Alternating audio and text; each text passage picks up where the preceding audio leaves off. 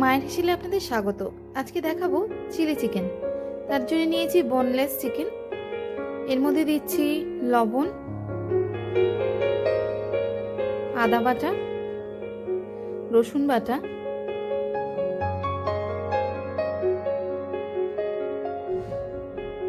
ডিম,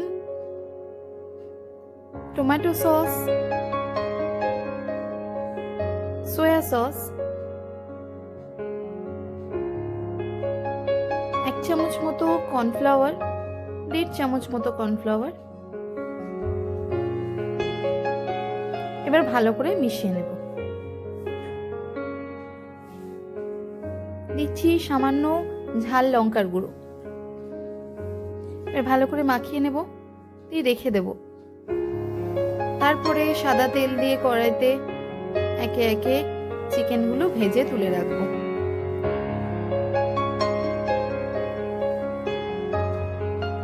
খুব শক্ত করে ভাজবো না, বেশি লাল করে ভাজলে শক্ত হয়ে যাবে।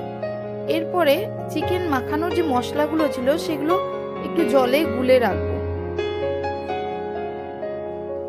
এরপর ওই সাদা তেলের মধ্যেই দিয়ে দিচ্ছি কিছুটা কুচনো রসুন, আর দিচ্ছি লঙ্কা কুচি।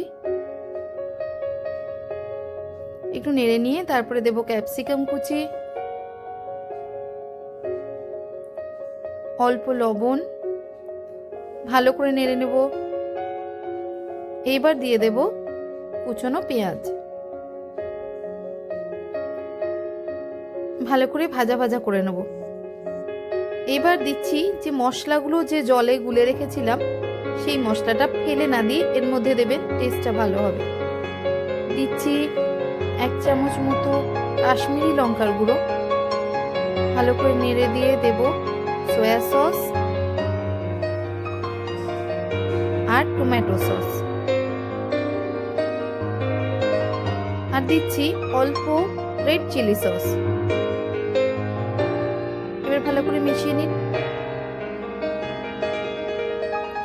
এবার দিয়ে দেব ভেজে নেওয়া চিকেনগুলো।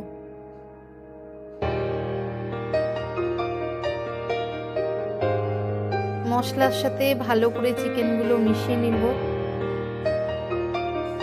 গ্রেভি রাখিনি, অল্প গ্রেভি দিয়ে তৈরি করেছি আজকের চিলি চিকেন। রেসিপি দেখার জন্য ধন্যবাদ।